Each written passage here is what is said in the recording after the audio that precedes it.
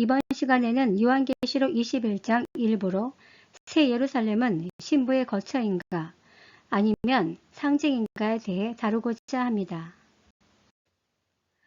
이제 요한계시록 21장 1절을 보면 새로운 시작을 알리는 새하늘과 새 땅을 보는 장면이 등장합니다. 그런데 새하늘과 새 땅에 관해 어떤 모습일까에 대한 논쟁이 있습니다. 즉, 지구가 다시 갱신된 에덴의 모습인가 아니면 전혀 다른 새로운 지구인가입니다. 무천연설은 재창조의 방점을 찍고 전천연설은 새 창조의 방점을 찍습니다. 객관적으로 보면 새 창조가 합리적으로 보입니다. 그렇게 보는 첫 번째 이유는 새하늘과 새 땅에서 새로 운으로 쓰인 카이노는 카이노스의 목적격으로 주로 질적인 측면에서 이전 것과 비교할 수 없는 새로운 면모를 지녔음을 나타낼 때 사용되는 단어이기 때문입니다. 두 번째는 이유 접속사인 가르가 쓰였기 때문입니다. 그렇게 되면 정확한 번역은 또 내가 새하늘과 새 땅을 보았다. 왜냐하면 처음 하늘과 처음 땅과 바다가 사라져 다시는 보이지 않았기 때문이다가 됩니다. 여기서 처음으로 쓰인 프로토스는 최초, 먼저라는 의미로 지구 본연의 모습이 사라졌음을 의미합니다. 이에 대해 전천연설은 문자 그대로 지구가 온전히 사라져 새롭게 창조된 모습에 방점을 두고 있고, 무천연설은 상징적 의미로 악의 세력이었던 새 악한 영의 출현 장소가 사라졌다는 의미에 방점을 둡니다. 이는 문자이든 상징이든 이중적 의미로 볼 수 있기에 모두 수용이 가능합니다. 세 번째 근거로 신구약 성경에 유사 표현이 등장하고 있기 때문입니다. 이사야 51장 6절과 베드로후서 3장 1절과 요한계시록 6장 14절을 보면 갱신보다는 새 창조가 이렇게 보입니다. 이제 요한계시록 21장 2절에서 5절을 보면 하늘에서 거룩한 새 예루살렘 성이 내려오는 장면이 보입니다. 여기서 예루살렘은 히브리어로 예루살라임이며 이는 평화의 근원, 평화의 도시라는 뜻으로 하나님의 땅으로 불렸습니다. 그런데 이 땅의 예루살렘은 인류 역사에서 단 한 번도 평화로웠던 적이 없었습니다. 심지어 음녀의 거처이자 큰 바벨론 성으로 불린 땅이 되었습니다. 그러나 하늘의 새 예루살렘은 진정한 평화의 근원이자 평화의 도시로 변모된 모습이며 하나님과 예수 그리스도 그리고 성도가 영원히 함께 거하는 거처입니다. 이를 증명하는 것이 새 예루살렘에서 새 또한 카이넨으로 쓰여 이전과 완전히 다른 예루살렘임을 알 수 있습니다. 그런데 새 예루살렘에 대하여 신부가 남편을 위하여 단장한 것 같더라고 표현하고 있습니다. 여기서 단장은 화장하다, 꾸미다 라는 뜻으로 신부가 신랑을 맞이하기 위해 치장했음을 보여줍니다. 따라서 원래는 신부가 남편을 위해 스스로 단장한 모습이어야 하는데 여기서 새 예루살렘은 하나님께서 만드신 것이기 때문에 오히려 하나님께서 신부를 단장시켜준 상황이 됩니다. 그렇다면 이것이 뜻하는 바는 무엇일까요?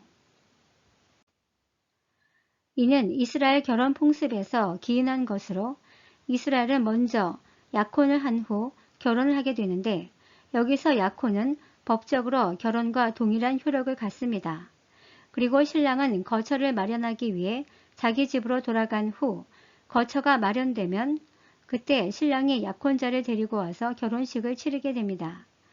이를 성도 개인의 적용으로 보면 약혼은 구원의 확증으로 볼 수 있고 결혼은 구원의 완성으로 볼 수 있습니다.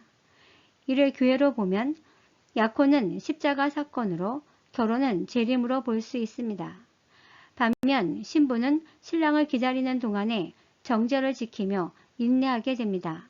바로 이 과정이 신부가 단장하는 모습이며 그 결과로 주어진 것이 바로 새 예루살렘이자 신부의 거처라고 할 수 있습니다.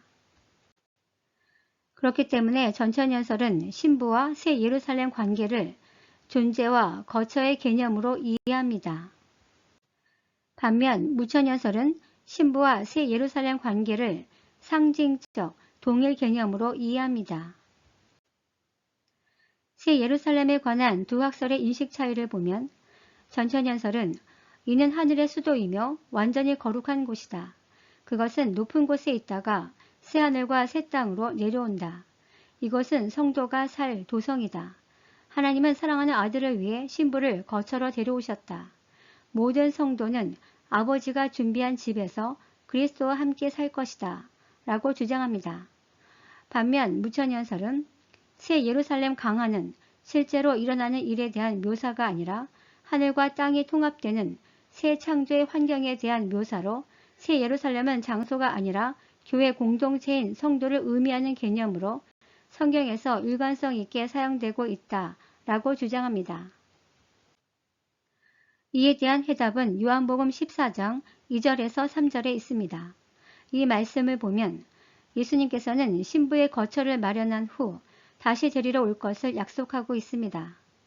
요한계시록 21장은 문맥의 흐름상 결혼까지 마친 상태이기 때문에 이제 신랑이 신부를 위해 준비한 거처를 보여줄 차례이며 따라서 요한계시록 21장에서 보여준 새 예루살렘은 신부의 거처일 수밖에 없습니다.